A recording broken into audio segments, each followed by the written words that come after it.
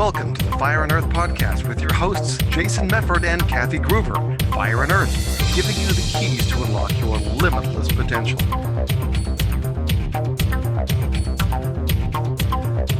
Welcome to another episode of the Fire and Earth podcast. I am your co-host, Kathy Groover.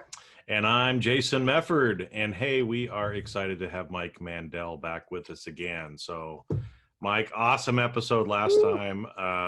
Really kind of mind-blowing for me. I think, Kathy, you were geeking out too, right? So yeah, it's time to geek out again. All right. Okay.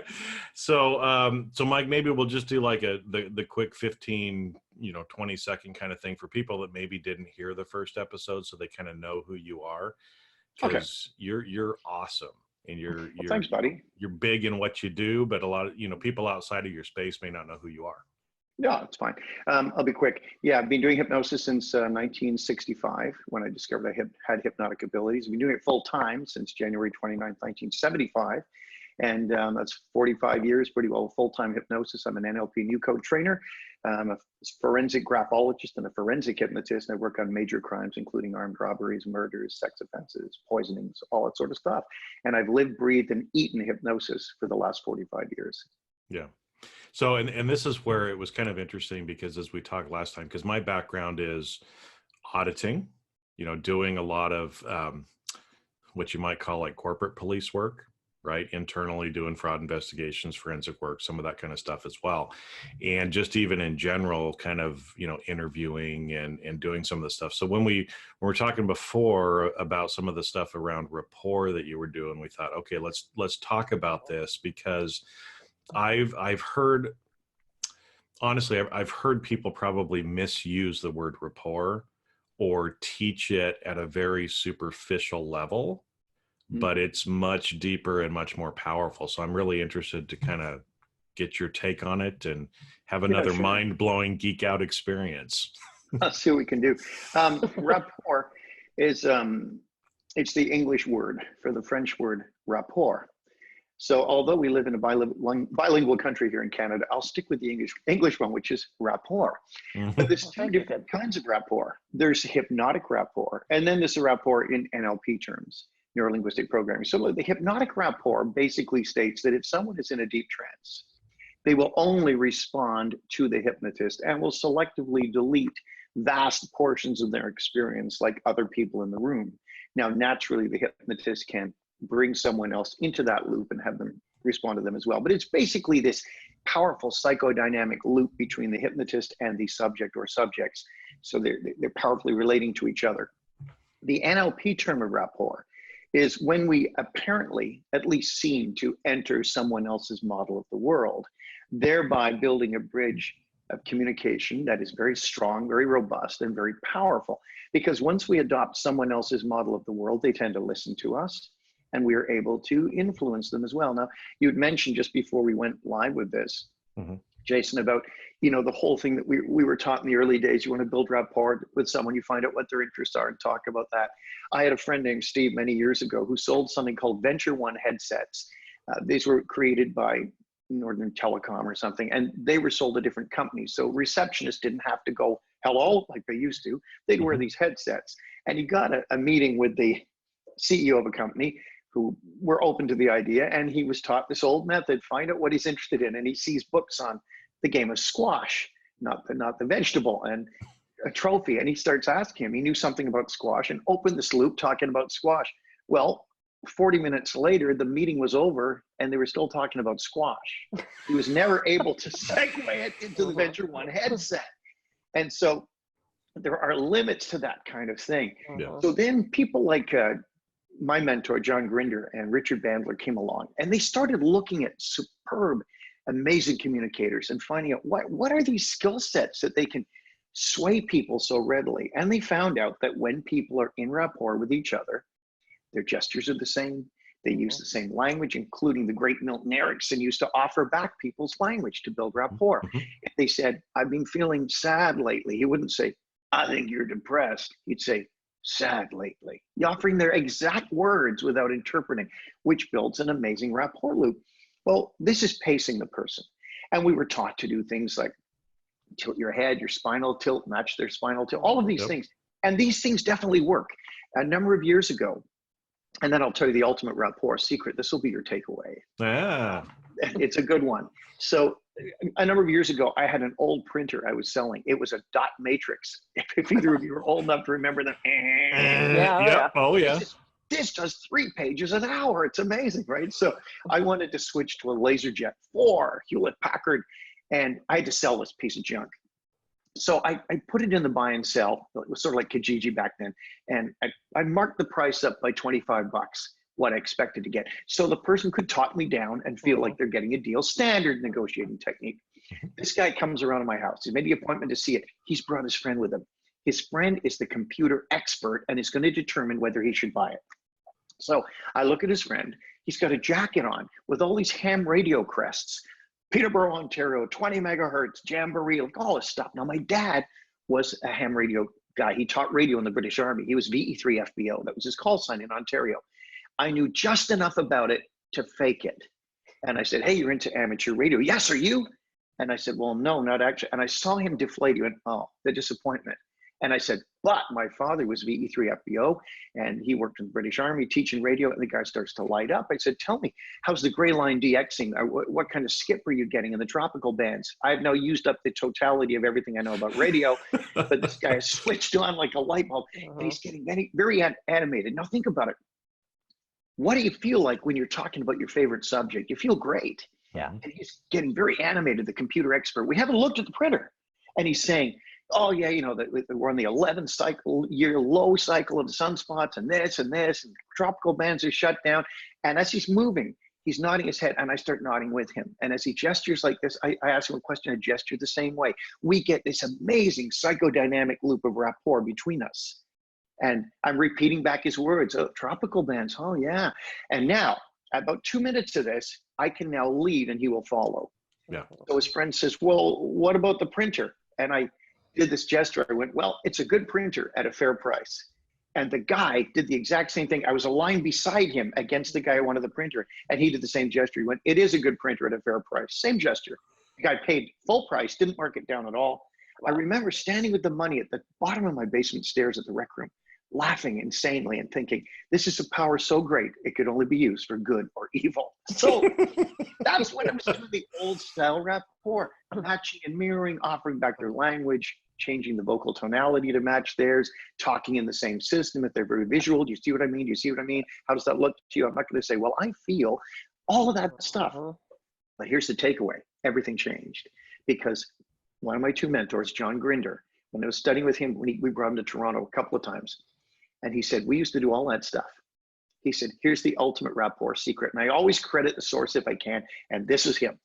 He said, simply pretend congruently that the person you are dealing with is the most fascinating, important person you have ever met in your life.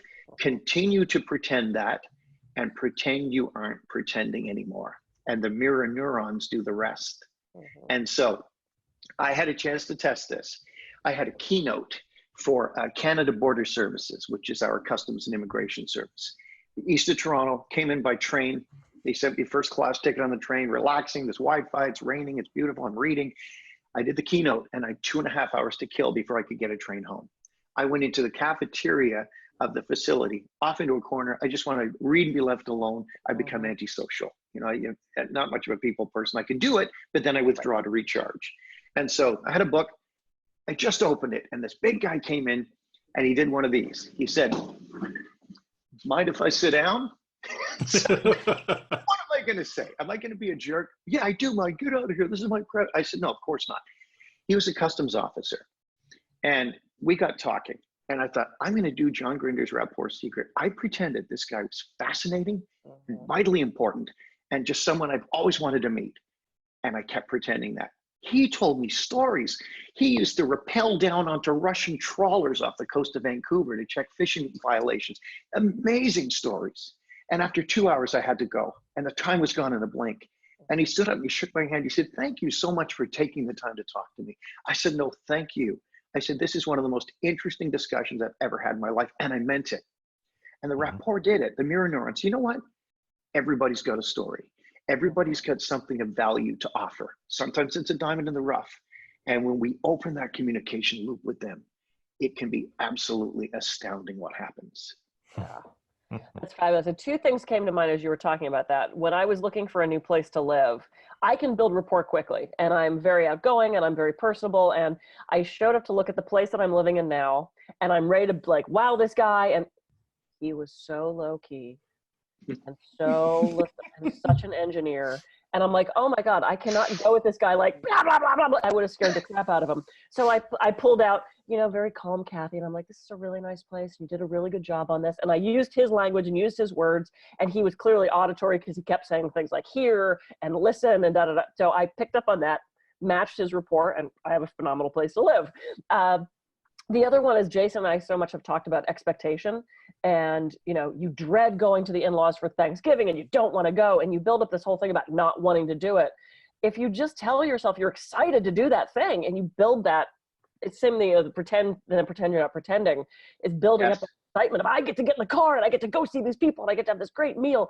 The more you build that up, and it sounds like that's what you were doing with this guy, is just like finding it so fascinating and so exciting to talk to him until you're no longer pretending. I think we can do that with situations as well as people. And we so often build up this negative expectation, and then, well, how's it going to turn out? It's going to be horrible, right?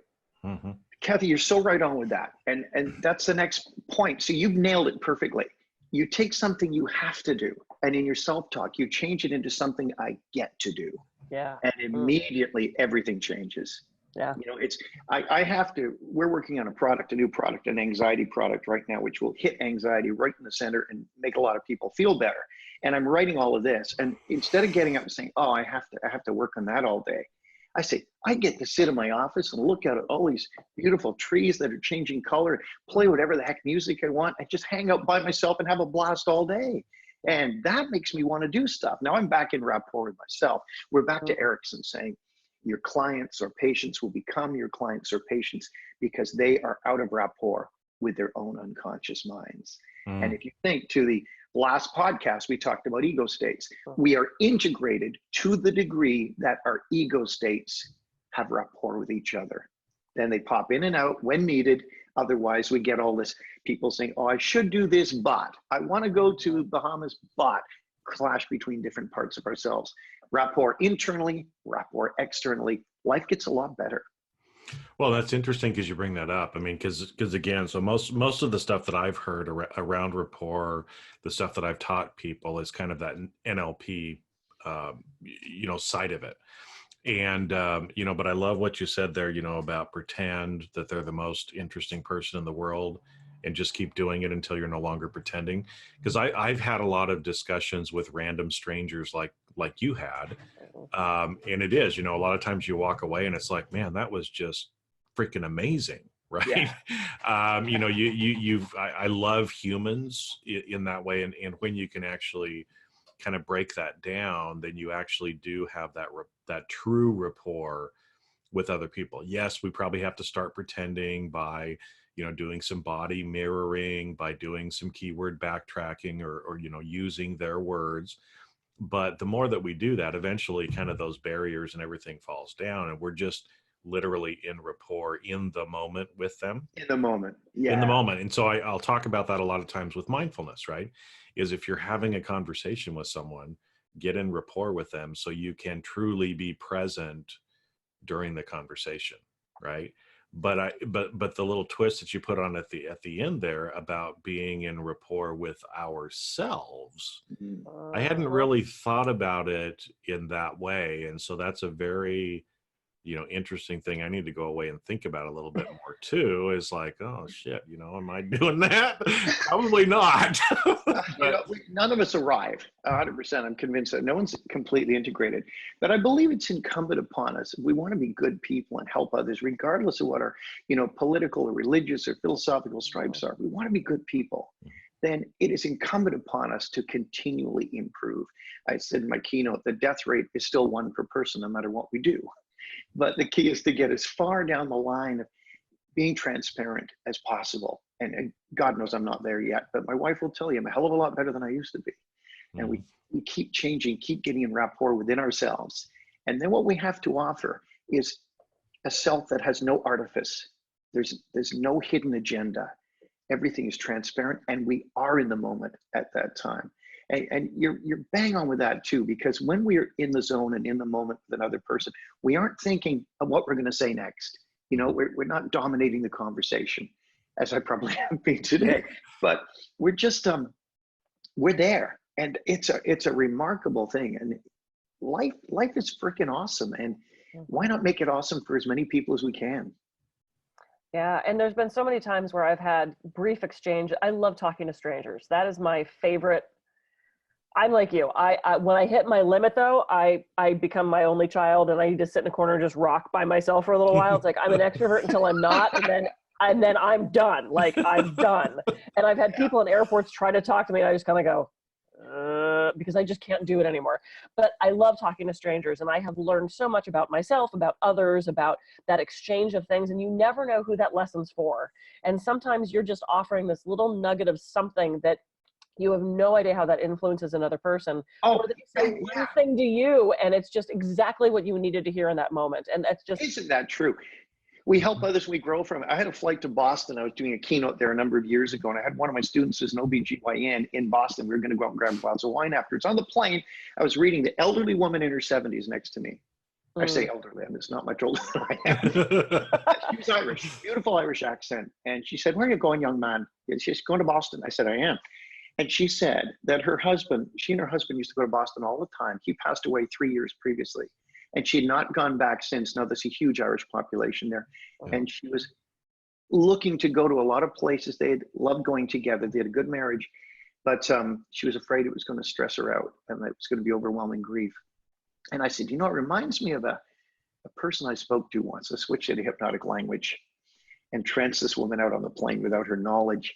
And we got to the other end, and she said, "Do you mind if I pray for you, young man?" She said, "Young man, sure, pray for me." So this Catholic woman prays for me, not knowing that, you know, as a Presbyterian, we were the reformers. But I said, glad to. We got our luggage, and she said, "You know, something funny's happened in this flight. I'm really looking forward to going to Boston now." And I said, "That's right." And that's the thing, you know, rapport with her. And the rapport was all based around the fact that she was Irish, and I loved Ireland, and it stayed there at Lachine Castle. That opened the door. Then she started to unpack her life, and I was able to hypnotically intersect her as a result of that. But without rapport, I'd be just talking to the wind. Mm-hmm. So maybe if you can give us, you know, because I think at the beginning we talked a little bit about some of the basic things that you might do, right? If you're trying to build rapport with someone else. And having the conversation, right? I mean, trying to find out what they're interested in, you know, talk about some of those things. You can start to do, you know, the body positioning, the keyword backtracking type of stuff. But when we switch that to ourselves, I guess, what are some of the things that we should be doing or trying to think about with rapport to ourselves? Right. Because again, that's where it's right. It's a little harder unless we're like looking in the mirror and it's like, oh, I'm going to cock my head this way. Well, I'm already cocking my head that way. So that doesn't really work. Right. No, but... And I do talk to myself out loud, but it's like, I usually don't respond to myself out loud. So, oh God, I do. Oh, do you? Okay. Well, maybe I do. But, only child. Sorry. Sometimes you need expert information. You go to the best. So what are some things that we can do? Like being in rapport with yourself or with another person? No, with ourselves. With yourself. I highly recommend you pick up one of the fine books written by Dr. Gordon Emerson out of Australia. It's Australia, New Zealand. I'm 90% sure it's Australia.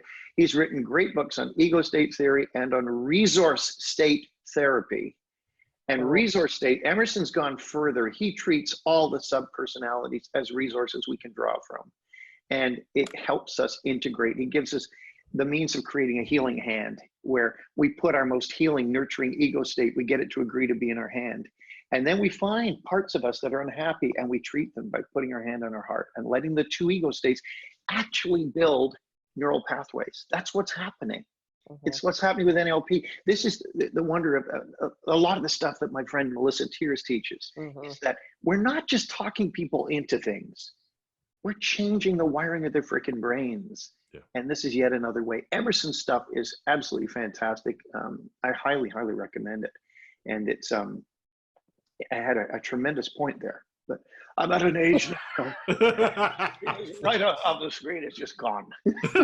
Oh crap! It's gonna get worse for me then, because I already do that now. Oh, shit. Way worse. Oh, thanks, Mike. Well, no, but I mean, there's a tip again, right? You said even trying to see that other ego state in your hand, but then again, you're using multisensory stuff where you're then actually touching, and we've talked about some of that before, even with like self-love, even the whole giving yourself a hug. Definitely. It seems a little crazy, but it actually works, right? It's not crazy at all. It's not crazy at all. Ego states that desperately need to be nurtured. And if anybody Googles Mike Mandel keynote, Hypnothoughts Live 2019, you'll hear my story. I delivered a keynote. The entire keynote is in hypnotic loops. And in that, I give my story about healing, my first healing of an ego state that went back to 4 years old. And when that healed, my whole life changed. Yeah. And it's there's some cool stuff in that, because it's this take-home stuff and realizing how important this is. Anyone doing NLP parts therapy, you're working with ego states. Anybody doing Gestalt therapy, where you're putting things in, the other part of you in a chair and talk to it, switch chairs. You can leave ego states in chairs and have amazing discussions and change things completely. We had a guy in one of my classes. We're going to call him Richard, only because that was his name. Wonderful little man from Yorkshire, England. And he was in Toronto. He's a sales trainer. He's incredible. But he said sometimes he'd show up for a training and he'd be in the zone. He said other times he'd show up and he'd feel timid and afraid to go and speak. And he said, and I said, this is an ego state problem. So we dealt with it in front of the class, put him in a trance, asked his ego state that's powerful and amazing, that deals with the speaking engagements really well, to come forward and tell me when you're here. This little guy, this voice goes, I'm here. Whoa. I said, and what can I call you? He said, Lionheart. Now, it's not nice, Richard the Lionheart, right? That's like out of history. Yeah. So then we get the other ego state to become executive. Hypnosis will get to the deep ones. And this one was the one that shows up sometimes and is afraid. And it called itself plant. It was like a little plant that didn't want to be trampled on.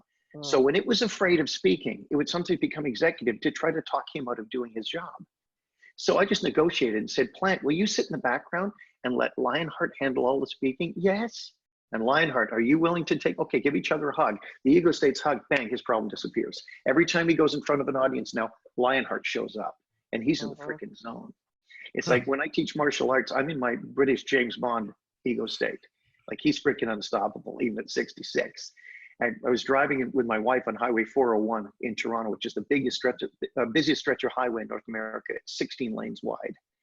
And a guy in front of me, a pickup truck, a dresser fell off the back of his truck into the road in front of me. My wife screamed, and the James Bond ego state became executive and did it was just unbelievable. And later I went, shit, how did I do that? Right. Make friends with your ego states. They are resources. They can help you. Yeah, it's so funny. I had a client ask me a question a couple weeks ago, and it was, the answer to the question was something I talk about all the time in my talks. And so I went into Speaker Kathy and I verbatim told her the answer to that question. And she was on the massage table and she goes, I have a feeling I just heard your talk.